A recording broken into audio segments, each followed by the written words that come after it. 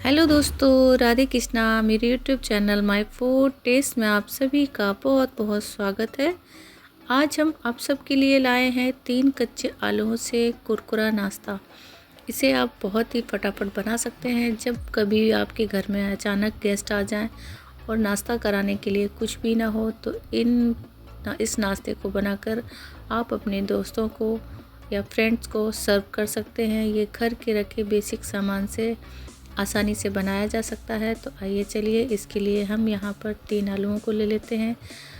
तो इस तरह से हम एक ग्रेटर ले लेंगे और इस ग्रेटर से हम अपने आलूओं को कद्दूकस करेंगे। इसमें जो सबसे मोटा वाला ग्रेटर होता है, उससे हम आलूओं को कद्दूकस कर लेंगे। ध्यान रखें कि आलूओं को हमें बहुत महीन वाले से ग्रेट नहीं करना है, उससे हमारे लच्छे बहुत अच्छे नहीं निकलेंगे। तो बड़े वाले से ग्रेट करेंगे तो हमारे लच्छे एकदम से अच्छे निकलेंगे। तो अब हम इसे अच्छे से धुल लेंगे जब तक कि इसमें से सारा स्टार्च ना निकल जाए। तो करीब हमें 3 से 4 पानियों से बदल के इसे धुलना है और निचोड़ के इसे एक तरफ निकाल लेना है। जब इसमें से साफ पानी आने लगे तो समझिए हमारा आलू एकदम रेडी है। तो अब हम यहाँ पर 1 कटोरी पालक लेंगे। आपके पास अगर पालक ना हो तो आप यहाँ पर धनिया पत्ती का भी इस्तेमाल कर सकते हैं। तो यहाँ पर आधा छोटा चम्मच नमक को हम आलूओं में और पालक में अच्छे से मिक्स कर देंगे। हाथों की सहायता से हम तब तक मिक्स करेंगे जब तक कि इस नमक सारा हमारे आलूओं के लच्छों पर ना लग जाए। कुछ इस तरह से हम अच्छे से मसल कर नमक को आलूओं में लगा देंगे। अब हम इसे भी एक साइड रखते हैं। तो अब हम एक बड़ा सा बर्तन लेंगे और उसमें हम 2 कटोरी गेहूं का आटा लेंगे। यहाँ पर आधा छोटा चम्मच नमक, आधा छोटा चम्मच ही अजवाइन को हाथों से क्रश करके आटे में मिक्स कर देना है। और यहाँ पर पानी की सहायता से हमें टाइट आटा लगा लेना है। जी हाँ दोस्तों, इस बात का ज़रूर ध्यान रखें कि हमें इस रेसिपी में बिल्कुल भी सॉफ्ट आटा नहीं चाहिए। हमें बिल्कुल टाइट आटा ही चाहिए, जैसे हम पूरियों के लिए बनाते हैं।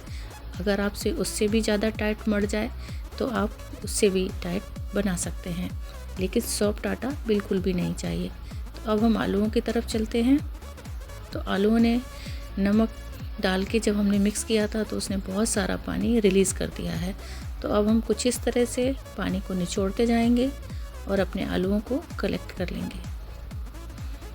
कुछ इस तरह से दबा कर हम अपने आलूओं से सारा पानी निकाल देंगे, क्योंकि हमें इस रेसिपी में बिल्कुल भी पानी नहीं चाहिए। तो कुछ इस तरह से हमारे लच्छे हमें प्राप्त हो गए हैं।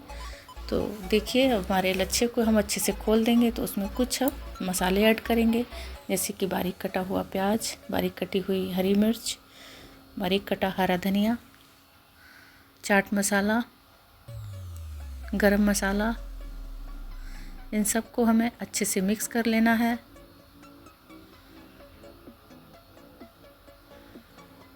थोड़ा सा और फ्लेवरफुल बनाने के लिए इसमें हम जीरा आधा छोटा चम्मच ही हींग, इन सबको भी हमें अच्छे से मिक्स कर देना है। तो अब हम चलते हैं अपने आटे की तरफ।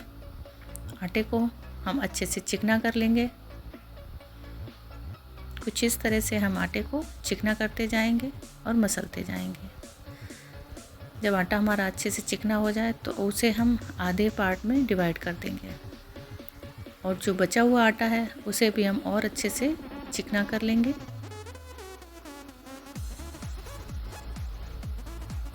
क्योंकि इस रेसिपी में हम रेसिपी मैदे से नहीं बना रहे हैं, हम आटे से बना रहे हैं, तो हमें उसे चिकना करने की बहुत आवश्यकता है। तो इस चीज़ का आप ध्यान रखें कि आटा आपका एकदम से टाइट होना चाहिए और उसे चिकना भी कर लेना चाहिए। तो अब हम उसे 3 पार्ट में डिवाइड कर देंगे आटे को और उससे एक रोटी बना लेंगे।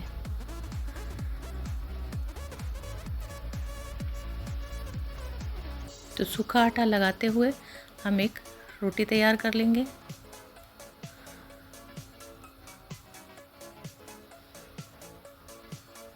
कुछ इस तरह से हम बेलते जाएंगे और हमें यहाँ पर एकदम से पतली रोटी ही चाहिए है इस रेसिपी के लिए। तो आप भी इस चीज़ का ध्यान रखें कि एकदम से पतली रोटी हमें मिल गई है।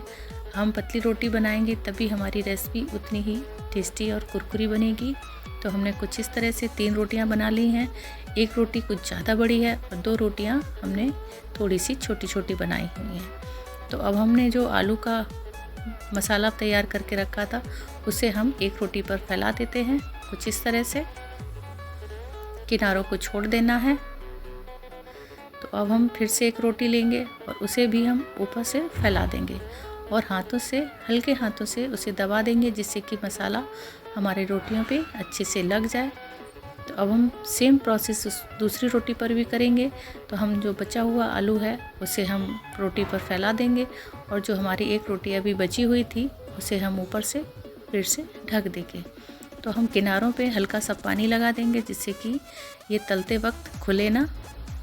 तो अब हम कुछ इस तरह से हाफ रोटी को फोल्ड कर देंगे और अच्छे से दबा देंगे। अब हम उसके किनारों को फिर से पानी लगाएंगे और किनारों को फोल्ड कर देंगे कुछ इस तरह से। आप ध्यान रखें कि आपके किनारे बिल्कुल भी ना खुलें, इसलिए हमें पानी लगाते जाना है। तो अब हम कुछ इस तरह से एक पार्सल का आकार बना देंगे। अगर कहीं खुला हुआ आपको लग भी रहा है तो उसे पानी की सहायता से आप उसे दबा दें। देखिए कुछ इस तरह से हमारा पार्सल पॉकेट तैयार हो गया है। तो अब हम एक कढ़ाई में पानी गरम करेंगे।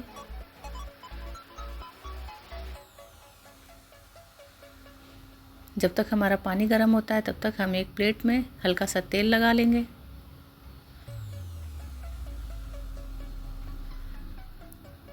हमें उतनी बड़ी प्लेट चाहिए जितने में हमारा पार्सल आ जाए।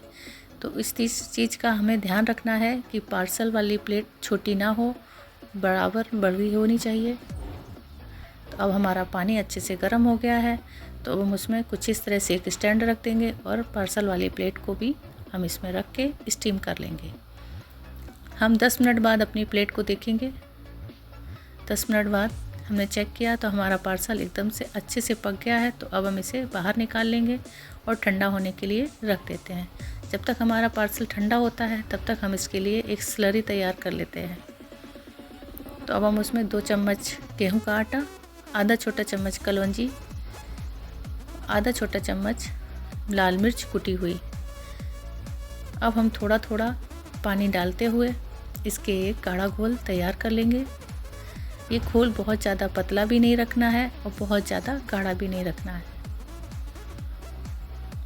हम थोड़ा थोड़ा पानी डालते हुए घोल को तैयार करेंगे। अब हमारा घोल तैयार है तो हम इसमें बारीक कटी हुई हरी धनिया डाल देंगे। अगर आपके पास करी पत्ता हो या पालक आप डालना चाहते हैं तो पालक और करी पत्ता भी डाल सकते हैं। तो अब हमारा पार्सल एकदम से ठंडा हो गया है। तो अब हम इसमें से कट लगा लेंगे कुछ इस तरह से। हमें इसे कट कर लेना है। ध्यान रखें दोस्तों, जब ये बिल्कुल ठंडा हो जाए हमें तभी कट करना है।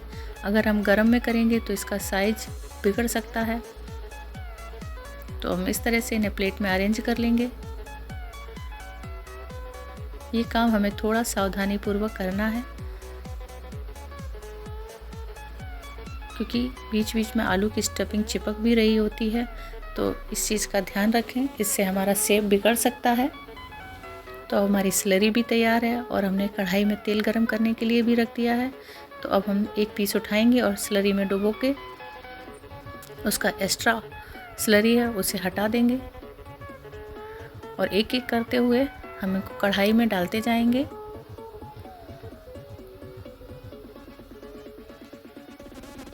यकीन मानिए दोस्तों, ये जितना देखने में क्रंची और टेस्टी है उतना ही खाने में भी बहुत ही टेस्टी है। आप इस रेसिपी को एक बार ज़रूर बनाएं और अपने घर में एंजॉय करें। मैंने बनाई, मेरे घर में सबको ये बहुत पसंद आई। दोस्तों, आपसे रिक्वेस्ट है कि अगर आप मेरे चैनल पर नए हैं, आपने मेरे चैनल को सब्सक्राइब नहीं किया है तो प्लीज़ मेरे चैनल को सब्सक्राइब ज़रूर करें। बेल आइकन दबाना ना भूलें जिससे कि आगे आने वाली रेसिपीज़ का नोटिफिकेशन आपको मिलता रहेगा। तो अब इनको हम कुछ इस तरह से फोक की सहायता से पलटते जाएंगे।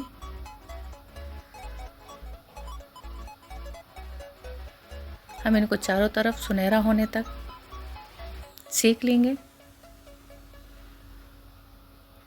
जब तक इसमें से गोल्डन ब्राउन कलर ना आ जाए।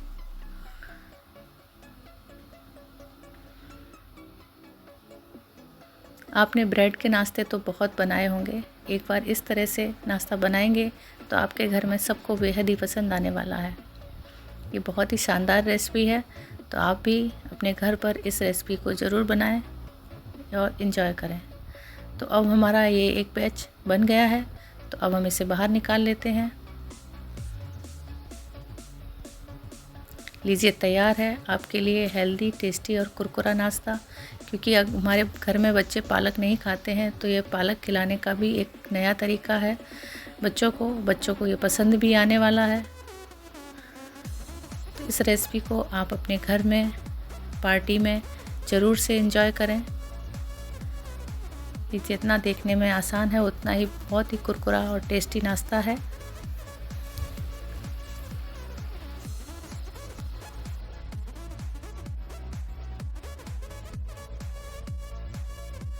आप ये बच्चों के टिफ़िन में भी दे सकते हैं। बच्चों को छोटी मोटी भूख लगी हो उस समय आप इस नाश्ते को बनाकर एंजॉय करा सकते हैं। मेरा साथ देने के लिए, मेरा प्रोत्साहन बढ़ाने के लिए आप सभी का दिल से बहुत बहुत धन्यवाद। Thank you and welcome.